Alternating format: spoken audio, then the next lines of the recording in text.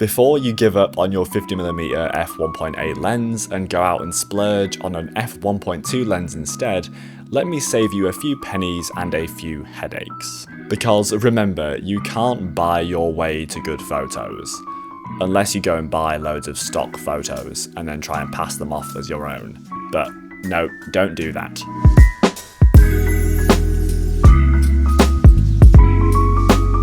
To make this point in this video and not rely on a super shallow depth of field, I'm actually using a 35mm lens on an APS-C camera, which gives us a 50mm field of view. And this is only actually an f2 lens on a Fujifilm camera, so we're not going to be able to get that full frame f1.8 effect. And actually, I'm only going to be using f4 and above for the majority of the shots you're going to see in this video. But why not use bokeh and background blur if we already have a fast aperture lens? Well, 50mm as a field of view offers much more than just separating your subject using a sharp subject and background blur. This narrow field of view can actually help us create very interesting compositions where more of our shot is in focus. If we treat our 50mm lens a bit more like a 35mm, we can actually compose more elements in our frame, filling it in with more details and creating overall more rich images. 50mm is actually a very versatile focal length that helps us tell stories in a few interesting ways. The first thing you need to do is take a step back. No, even further. Little bit more.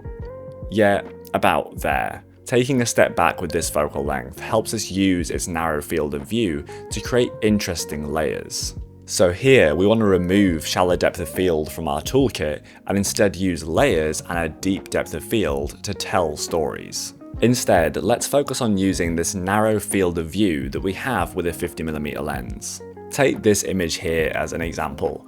I noticed this baby popping its head up at a flea market in Osaka, and I was actually stood on the opposite side of this food stall. So I used the food stall, with the chef's hand and the spatula preparing the food, as the foreground. So we have this as the foreground element telling us where we are, then our eyes naturally find the baby's funny expression in the background for a fun payoff. I tried something similar here where I saw a tour guide explaining something on the top deck of a tour bus, using the passers-by in the foreground to try and create a little bit of depth. But I know the feeling. Making travel plans can be a pain. Finding accommodation, booking journeys, and keeping track of it all can feel overwhelming, especially when you're in a different country. And that's where Klook comes in. Klook is a platform designed to simplify the entire experience.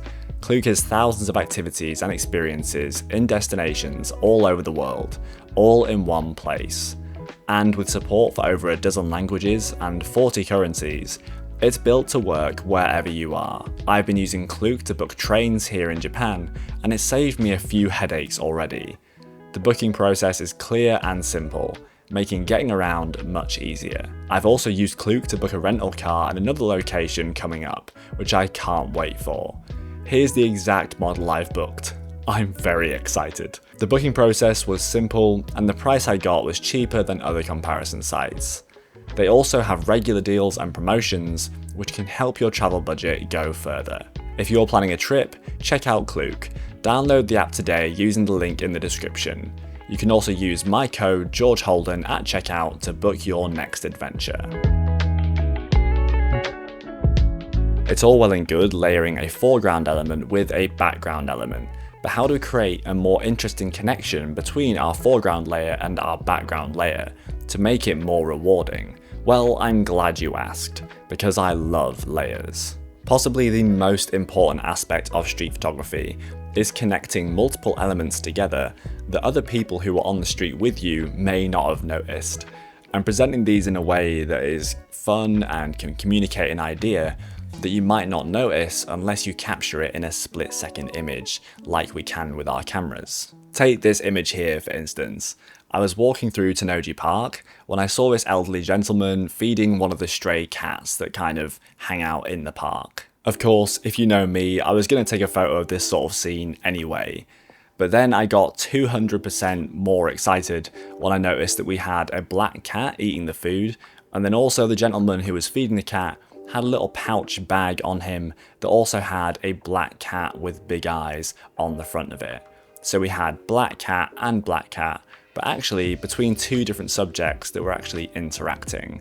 So I knew I had to get a photo of this. Pairing a subject with another element in the frame that is actually a picture of pretty much the same subject just brings everything together. Much like you hitting the subscribe button below this video just brings this whole video experience together.